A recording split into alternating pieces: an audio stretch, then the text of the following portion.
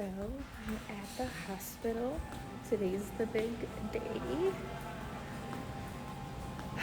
Alright guys, if you have me on Twitter, you've probably seen my tweets about a big day that I was looking forward to, something I was really excited about, and that big day was today. I can finally share what that is. And today I am officially a cancer patient donor, and trying not to get emotional. So I'm finally home. I want to share my experience with everyone. I really hope to influence others to donate as well. And I want to talk a little bit about my journey. So around, I think it was February 4th, 2 days before Natalie's birthday, I got a phone call from Be The Match, and I thought it was like fraud or something, so I hung up on them. So then I got a text message, and I was like, what the heck? This is weird. Then I looked at my emails. This was like all within a few minutes from each other. They were like really trying to get a hold of me. And I read the email, and then down at the bottom it said like Be The Match, and I was like, holy crap, like no, this is legit. Like they're really trying to contact me. And I will probably insert a picture of the email that they sent me, and it was notifying me that I was possibly a potential match with someone, and if I was interested in kind of like continuing the process to confirm if I was indeed a match. I knew about Be The Match because of someone that I know. They asked me if I could sign up for someone that they knew that had cancer. So I did, and unfortunately I was not that person's match, and that person did pass away. This was, I believe, January of 2019, and they had me on record. I completely forgot that I had registered, so when I got a phone call February 4th, letting me know that I was possibly someone's match, I was like, what? I was like so confused. I forgot I had registered. So finally, I remembered. I was like, this is super legit. Like, I did sign up, and this is legit.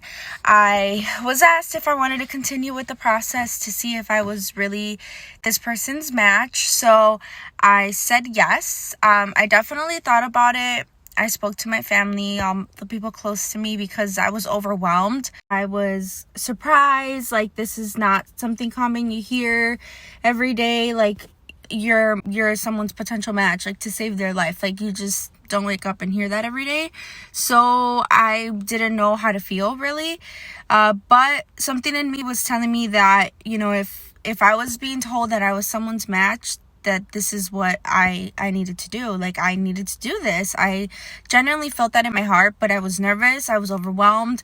I wanted everyone's opinions around me. I wanted to make sure, like, okay, should I do this? Is this safe? Everything, I was concerned.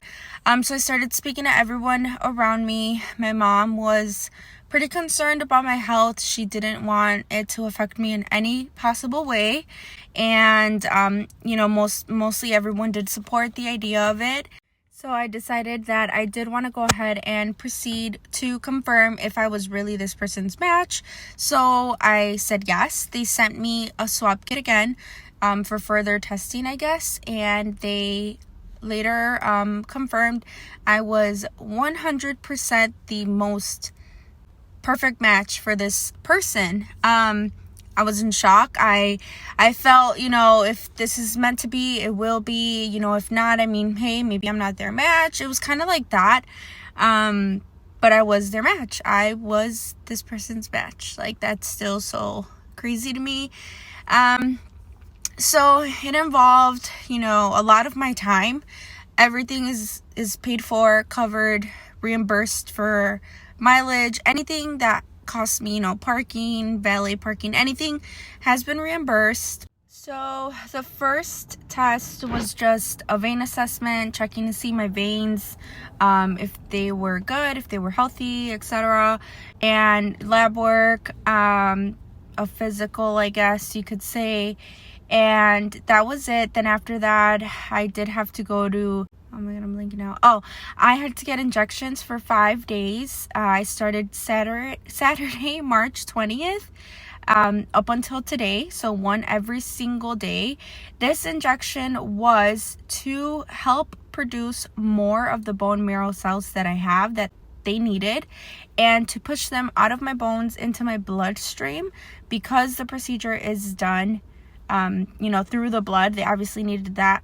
So that is what the injections were for. I don't know if I mentioned this already, but I was a bone marrow donor. That is what I was donating to this cancer patient. And those injections, everything was mailed to me, all the medicine, the syringes, everything I could possibly need.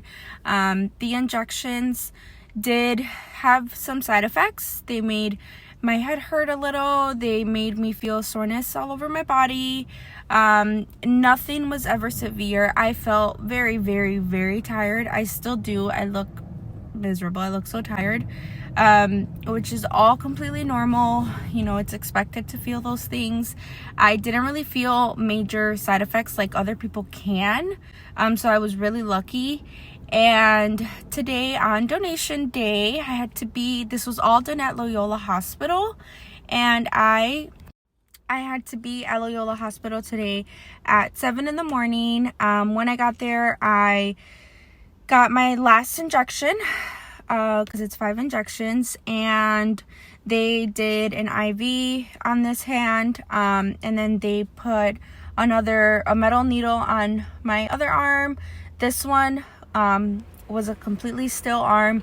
This is where the blood was being drawn out of, and then this is where the blood was being put back into my body. So basically, I don't know all the terms for this. I'm gonna say it the way that I understand it.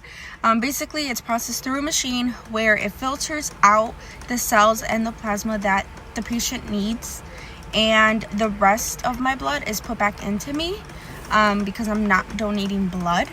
So that is what the procedure is. It takes anywhere between 3 to 6 hours.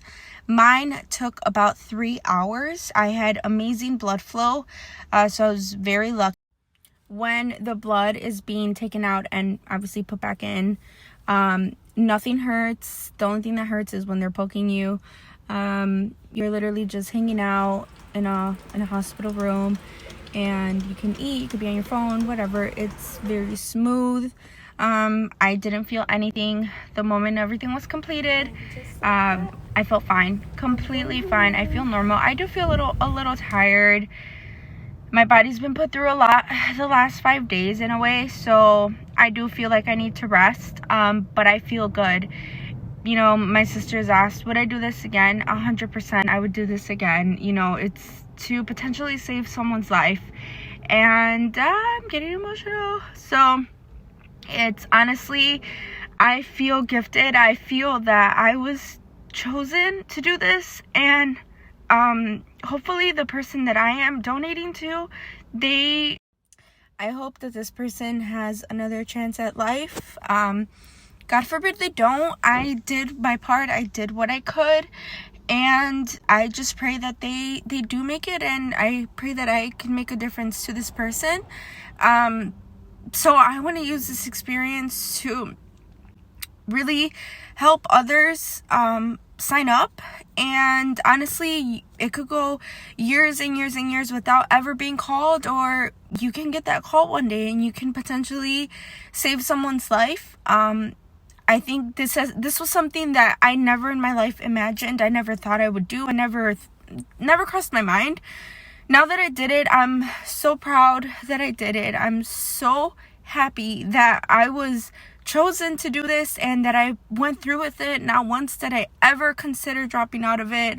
I was all in, and I just want to help. A lot of people have asked me why are you doing this? Like, what made you do this?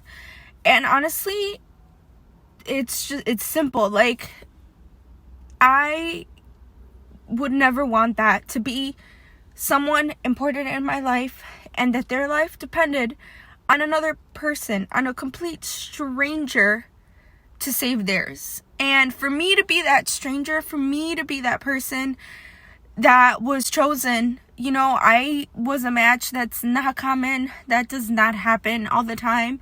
For me to be that person, I could not reject that opportunity. I could not reject helping save someone's life. Literally help save someone's life. Like, if that were one of my loved ones, I would hope and pray that someone would do the same. So it was, you know, no doubt in my mind, and I'm very thankful. I'm so thankful for this opportunity. And there's a lot of people that sign up, and when they do get that call, they fall out, you know, they don't follow through with it.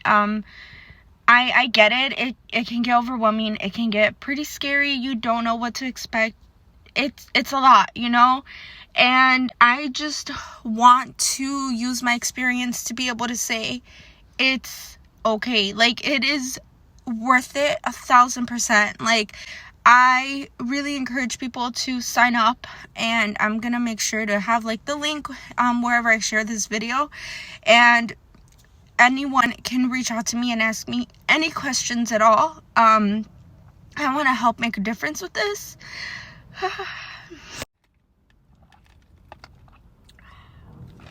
Okay, I'm good now. I don't know if I missed anything.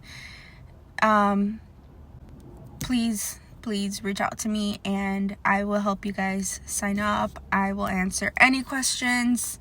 I want to help people and guide them so that they can sign up and they can make a difference.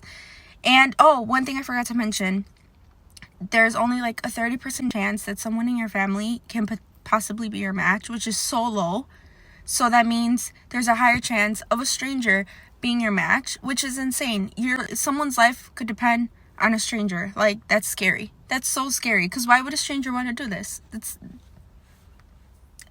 And Hispanics and African Americans are, I don't know the exact number, but basically it's the lowest amount of people signed up to donate, and I want to change that. You know, I'm glad I was one part of it that contributed to possibly helping save someone's life, because the largest amount on there is Caucasians, and that sucks. Like, that really does suck, because your ethnicity and all of that, your background, takes part into who can be your match. And we need to change that. We need to change those numbers. And you get a cool shirt. Oh yeah, so one thing I forgot to mention is I can't know anything about the donor until after a year. God forbid he does pass anytime soon. They'll notify me of that. Or if something goes wrong and they're gonna use my cells for anything else, or like dispose of them, they will notify me of that as well. But yeah, up until a year, if he's willing, that's when we can know about each other. Other than that, it is anonymous. And just like that, I'm going home.